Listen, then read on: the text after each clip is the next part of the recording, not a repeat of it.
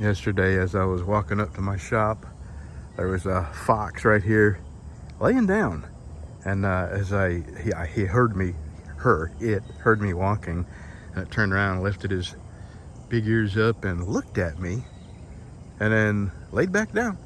And then there was a deer that yesterday the grass was tall, or the day before, let's see, Saturday, the grass was tall. So Saturday morning I came out here and there was a deer laying down there in the grass, and it looked up at me and just went back to sleep. So I guess these animals are getting used to us. Anyway, I'm gonna get my machete out of my shed, sharpen it up, and I'm gonna cut these things down. I cut them down a couple years ago and they've grown back up. So I want them out of my window space so I can look out here and see the wildlife when I'm working in the leather shop. Okay. And what back I had left is gone for the day. Fixing to go put an edge on this on my sharpenator and go put this away and go sit in my shop and figure out what I want to do next. All right, this is the Gerber Gator Bolo machete that I have been using for years and years and years. And it is the absolute best machete I've ever had. I just want you to look at that edge. You could shave with this edge.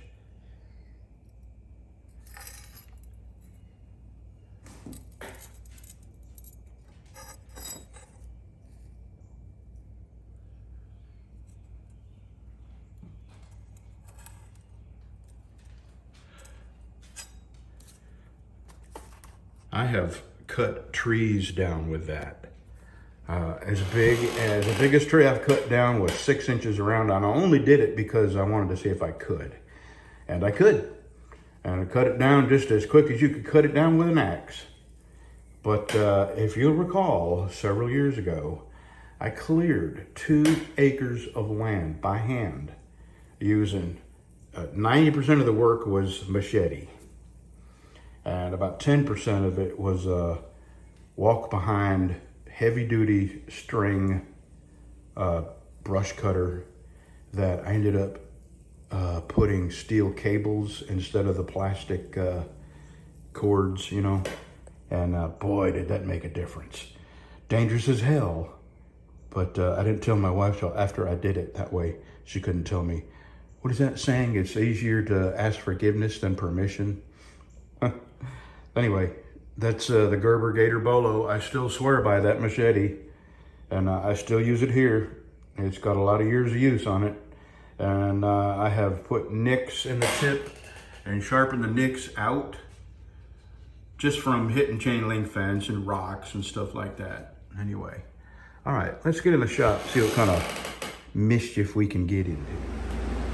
Well, I got some more wood in, and I'm telling you, buying nice wood is kind of an obsession.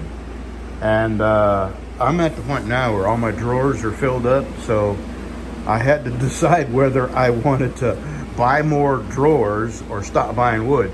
So my drawers will be here Wednesday. I'm not kidding. I have to stop.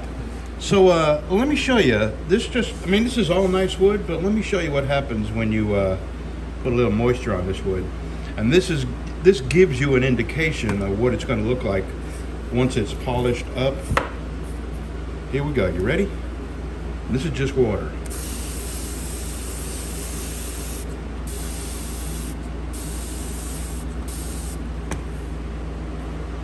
That is some pretty wood.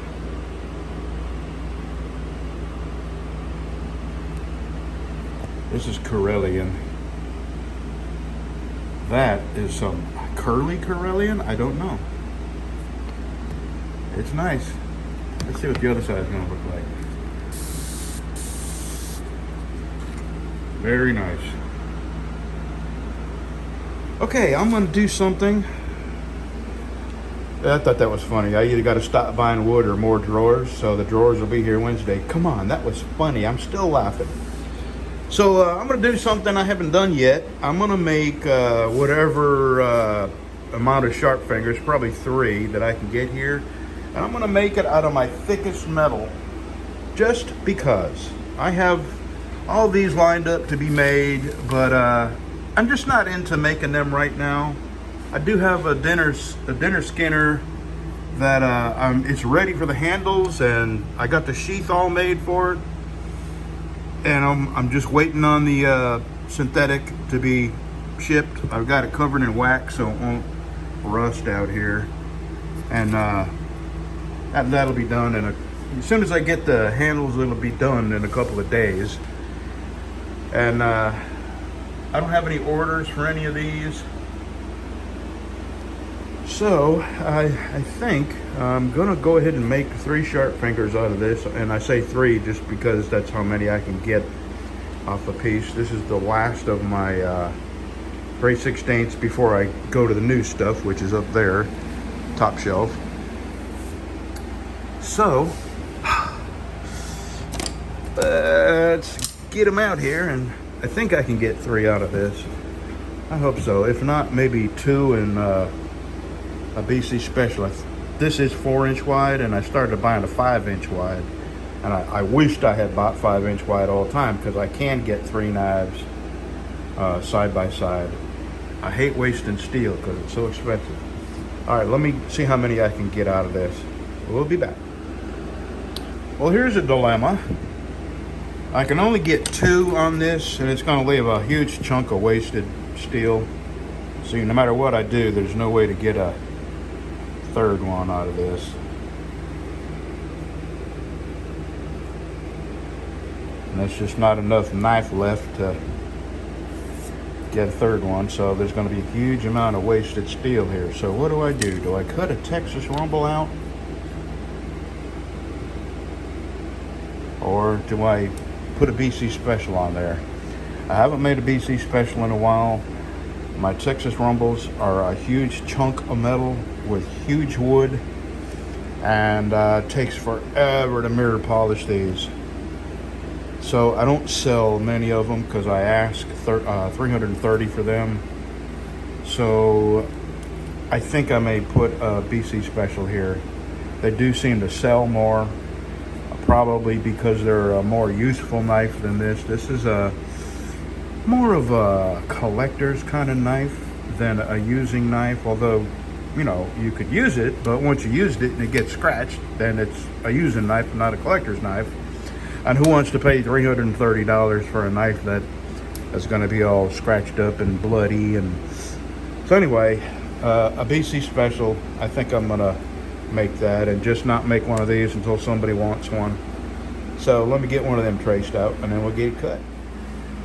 Okay, I got about halfway done cutting these. I just couldn't make any more cuts on that old blade, so I had to put my last blade on. And I'll tell you what, this batch of blades have wore out really, really quick. I will not be buying Milwaukee blades again. As a matter of fact, I have more blades coming today, and I just bought the cheap Amazon blades. And looking at the reviews, excuse me, looking at the reviews, people said the same thing. You know, they're just about all the same now. You get 3 or 4 knives or cuts, and you have to replace the blade. They're that cheap. So if you're going to buy cheap blades, why not buy the cheapest Amazon blades on the market? And that's what I did. We'll see if I can get, you know, the equivalent of what I can normally get out of the blades I've been buying for $20-30 for 3.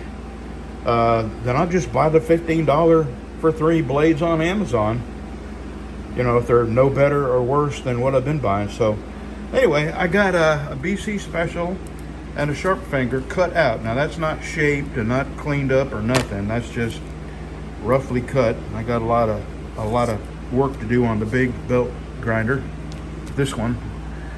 When I say 6x48, that's it. And I got enough to make 2 more of these,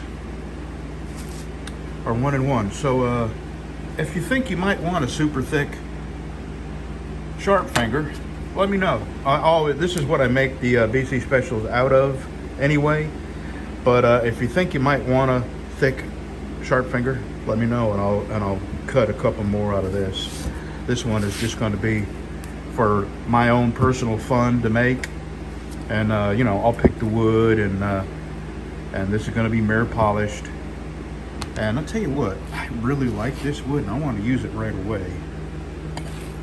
I don't know what it is, to tell you the truth. I order so much wood that I forget what it is. And I think I would go this way. That way the flames would be going. That way it would look like your knife is going really fast. So, yeah, that's definitely going with that. And, the BC Special. This is some Carillion. I don't know yet. I'll have to think about the BC Special. I may not make that yet. I may just work on this because it's easier to work on one at a time and more enjoyable. It's funner to work on one at a time. I have 4 here that I gotta get started on, but I want to check with this guy because it's been a while, and I gave him a price of $800 for the 4, and I ordered the wood, you know, the matching wood, all the same kind from the same tree with the same dye. But I want to make sure that he still wants it before I get to working on them. Otherwise, you know, I can make them at my leisure. And okay, so I've talked enough.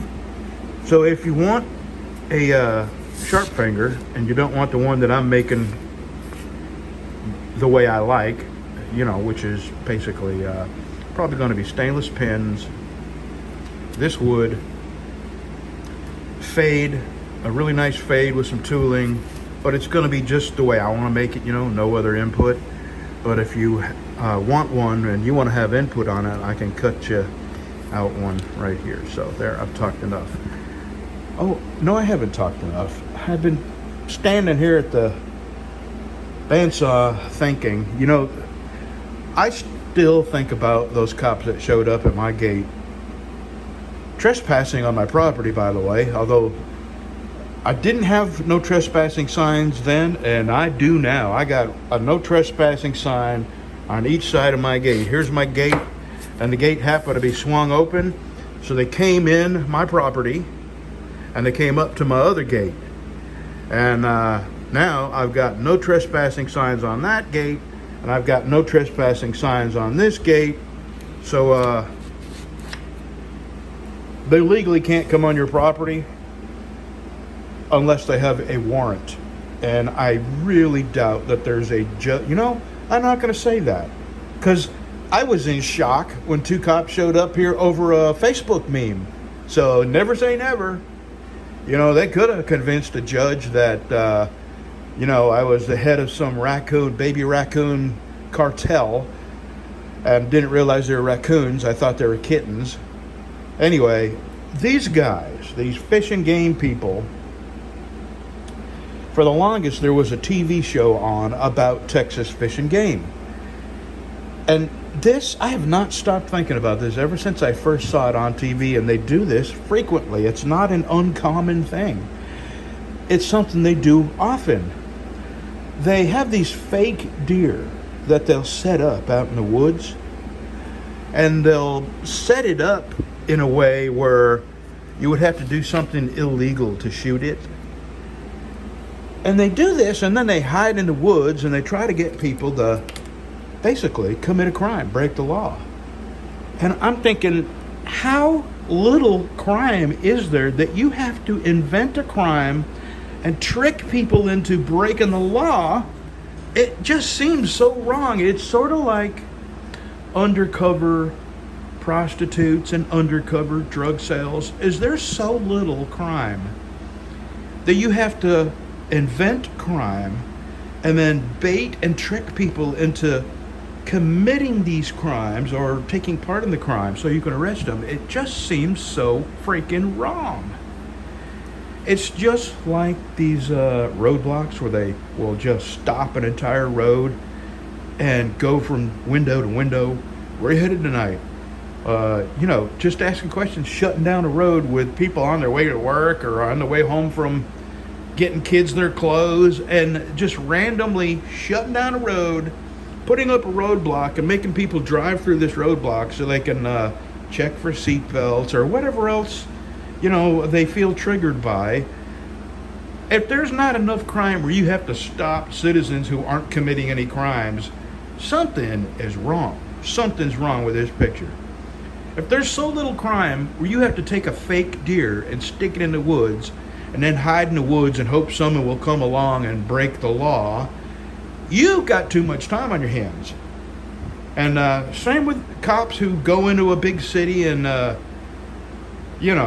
pretend they're selling drugs with marked bills and then arrest the person who bought the drugs with the marked bills. It's just wrong, in my opinion. And here's the last thing I'm going to say. I'm thinking about this too. Draft dodgers. And what got me thinking about this was Oleg's in Russia, the guy I buy this wood from, and we become friends. We talk a lot on Facebook, and I enjoy our conversations. And he's kind of a young guy. I think he's 38, I believe he said. So he hasn't got to the point in life where he sees the big picture. And by that, I mean war. That's, I don't want to talk too much with him about what's going on, because we all know that there's nothing you say anywhere on social media that's actually private, even if you're talking through private messages. And that's either country, or no matter what country, there's no privacy. So you have to be careful what you say. Or you could get 2 game wardens knocking at your frickin' door at 10 o'clock at night. You see what I'm saying?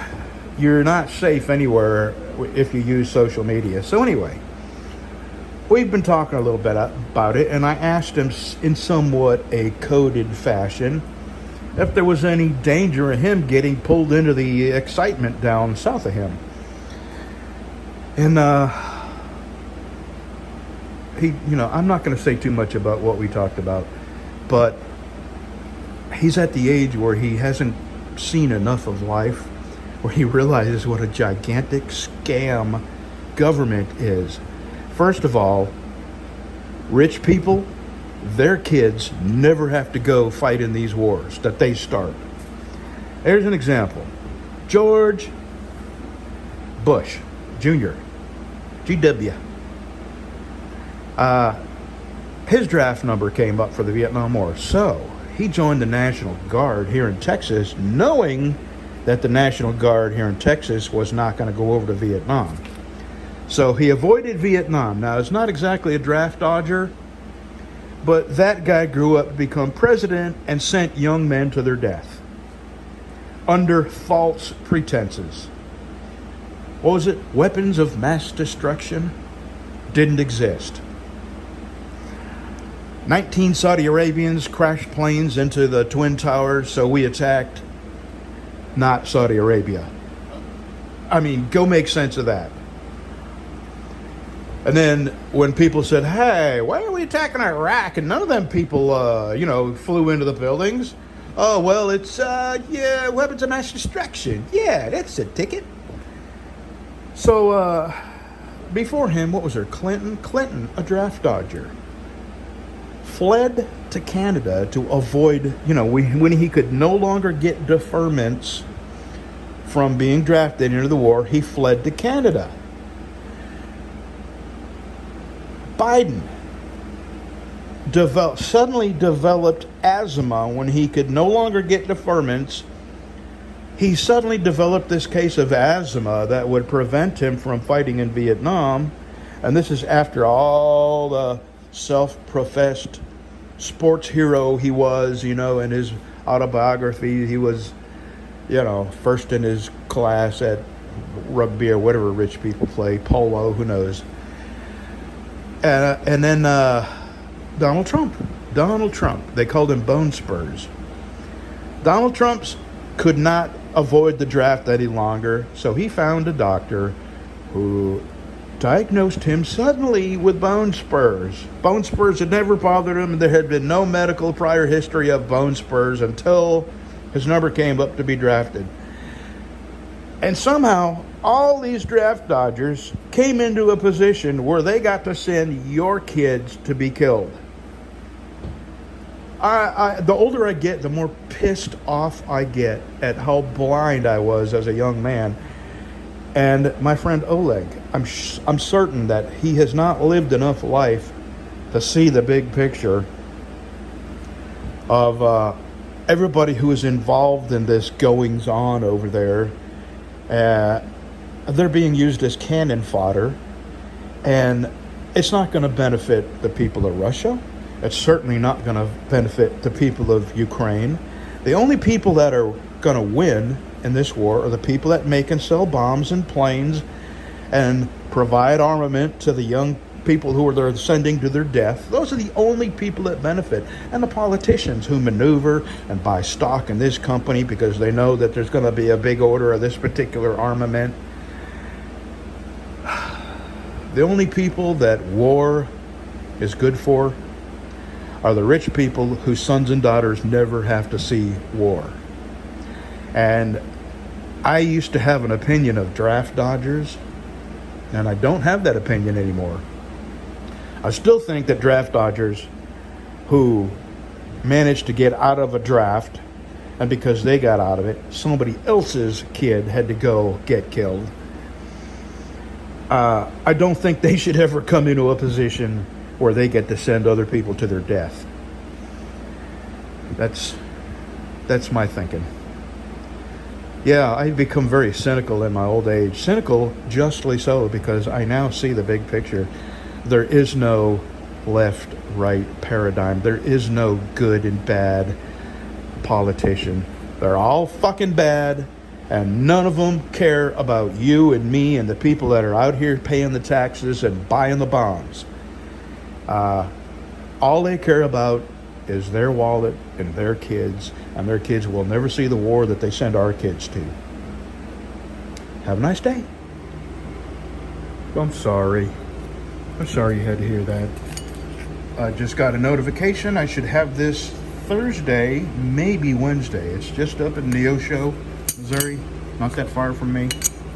Straight shot up yonder, Neosho, just a few hundred miles. And I kind of screwed up, but not. I usually put 1/8-inch pins in these for some reason. Well, I know what the reason is. I'm in excruciating pain. My back is just unbelievably. So I'm taking pain meds, and I'm telling you, them pain meds, there is definitely a double-edged sword to taking pain meds. It sure screws up with your memory and your thinking. So I take them as infrequently as possible. But that's going to be all right. A 1/4 inch is a little bit big for that size of a handle, but I'll polish them up really nice. They'll look like a mirror. They'll be the stainless, and they'll look like a mirror. And the knife is going to look like a mirror. So, yeah, no, it'll be all right. So right now I'm going to scribe my lines and get my bevels ground, and I'm going to get a good start on this today. And this, I should have the handles Wednesday or Thursday. So Friday or Saturday it'll be ready to go, maybe Monday. And alrighty, so I'm going to do. Back to work, everybody. Let me tell you another little scam. Just one of them little things about how dishonest even people, Dykem, these people, it comes with a brush and a cap. Let me tell you how far down that brush comes. Right about here to the top of that writing there. So you got easily 1/4 of this Dykem. This is expensive. You got 1/4 of this Dykem left in that bottle that the brush won't reach. So let's just say you're a business and you buy, 100 of these a week for your employees. Do you think your employees are taking that last little 1/4 and setting it to the side, getting a new one, and when they get that down about 1/4, dump this in it? They're not. I am, because I know the scam. But that's how they get the big companies to just buy more, because nobody's going to go through the trouble of trying to get that last little 1/4 out of there. And it's just so wrong. How much would it cost them to add 1 inch to that brush, Okay. Back to work. Yeah, today's one of them days.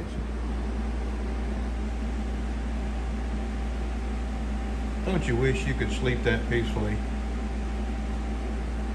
Okay, I gotta go home. I thought I could stay out here today. I'm just in too much pain. Even sitting is hurting me, so I gotta go home and take another pain pill, and it's gonna make me really friggin' stupid.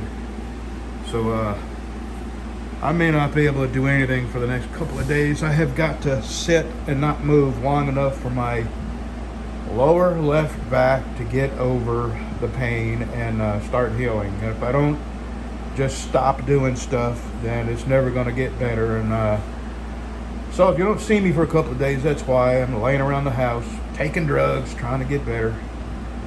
Already, I'm going home, but it's going to hurt like hell walking this distance from my house up to there. That's how bad I hurt, and it's probably going to take me a few minutes of limping. And now, how am I going to get you off there? I can't even lift anything. Alrighty, have a good what is today? Monday. Have a good Tuesday, y'all.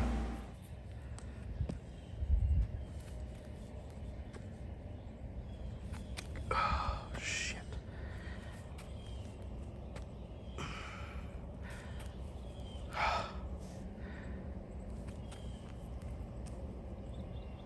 God, I can't even describe the friggin' pain.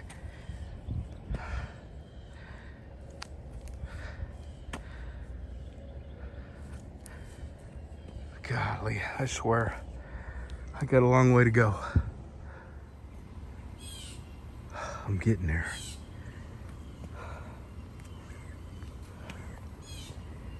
Can you believe this?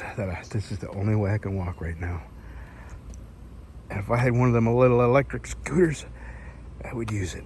But getting up and down off it is just as bad as walking. Just a few more minutes.